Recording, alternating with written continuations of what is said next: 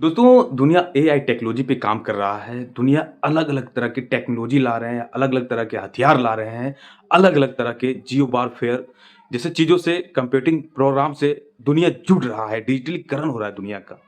और हमारे देश में धर्मों को लेकर, हमारे देश में जातियों को लेकर मतभेद आए दिनों होते रहते हैं। तो साथियों, यूजीसी कानून हमारी सरकार की प्राथमिकता थी कि देश के जो छोटे वर्ग के लोग हैं, खासकर एससी, एसटी, ओबीसी, ईडब्ल्यूएस इन लोगों के साथ अगर बड़े कास्ट के लोग दुर्व्यवहार करता है, तो इन लोगों के ऊपर कानूनी प्रक्रिया की जाएगी। हमारी सरकार की ये मंशा थी और इसी को लेकर सरकार आगे आया। तो इस देश में देखिए, हम एक इंटरनेशनल डिप्लोमेट हैं।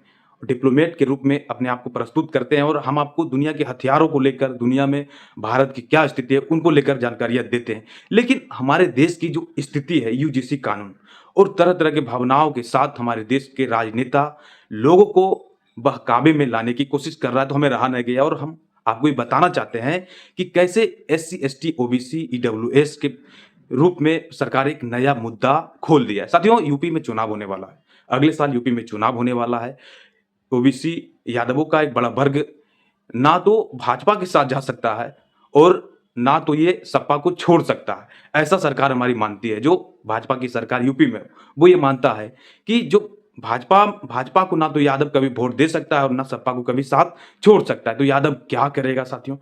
और एक बड़ा वर्ग, जो स्वर्णों का एक बड़ा वर्ग है यूपी में, वो अब भाजपा से दरकिनार करता जा रहा है अपने आप को। लोकसभा के चुनाव में भी आपने देखा कि कैसे भाजपा अयोध्या जैसे क्षेत्र से, जहाँ की उन्होंने अयोध्या में राम मंदिर का भव्य निर्माण किया है और उसे पूरे भारत में उसका प्रचार-प्रसार कर रहा है, लेकिन वो अयोध्या में ही हार जाते हैं।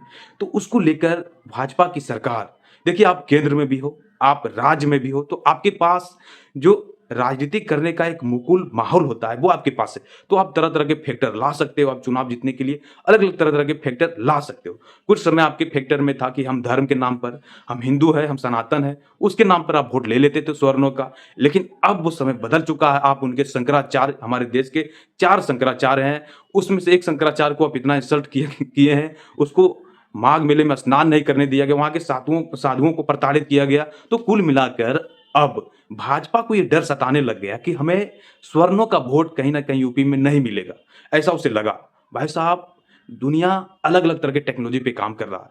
दुनिया अलग-अलग लेवल का हथियार बना रहा है। लेकिन आप जो हमारे देश के शिक्षित वर्ग हैं, उसे आगे ही नहीं आने दोगे, तो हमारा देश विकास कैसे करेगा? हमारे देश के जो शिक्षित वर्ग हैं, आप उसको ही मार डालोगे, तो वो कैसे आगे बढ़ेगा? हमारे देश के लिए अलग-अलग तरह के हथियार कैसे लाया जाएगा? ये सोचने वाली बात है।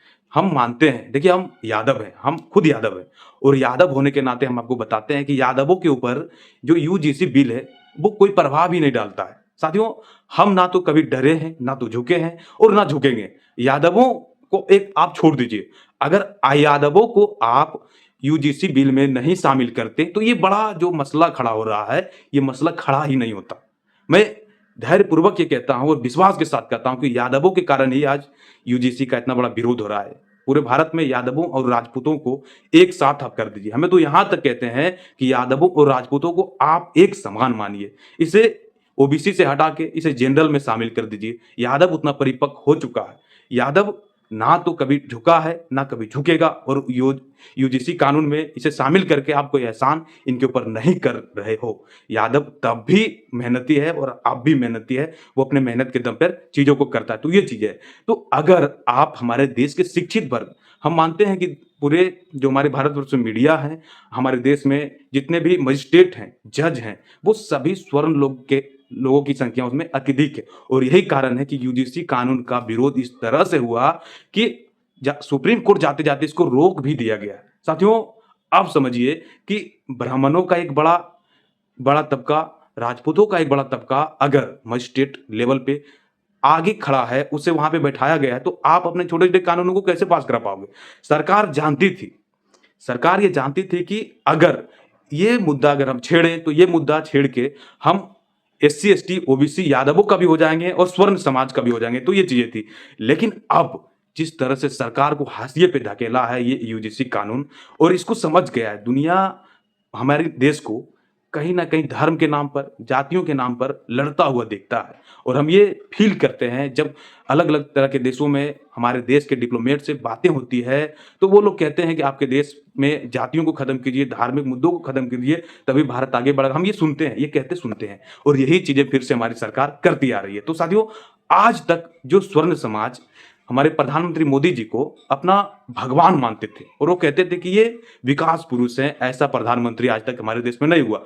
और वही प्रधानमंत्री को ये स्वर्ण समाज जाति सूचक शब्दों के साथ इनके ऊपर विभक्ति करने लगा और ऐसा दिखाने लगा कि प्रधानमंत्री मोदी जी तेली समाज से हैं, या आप लोग जानते हैं तेली समाज से हैं। तो कहीं न कहीं मोदी जी को उस तरह का व्यवहार फिर से झेलना पड़ गया, जिस तरह से पूर्व में तेली समाज यादव को और हरिजनों को ये स्वर्ण समाज कहते थे। तो ऐसा हमने देखा भी है, लेकिन हमारी मजबूरी कहाँ होती है? हमारी मजबूरी ये होती है कि अगर ये स्वर्ण समाज के लोग शिक्षित हैं, अगर ये टेक्नोलॉजी ला सकते हैं, हम दुनिया से टेक्नोलॉजी खरीदते हैं, हम दुनिया से हथियार खरीदते हैं, तो क्या हमारे देश के स्वर्ण समाज ही अगर उतने अव्वल रूप से शिक्षित हैं कि ये लोग अपने देश में टेक्नोलॉजी बना सकते हैं, तो क्या इसे आगे नहीं लाना चाहिए? आप सोच के देखिए, इसे आगे ज़रूर लाना चाहिए।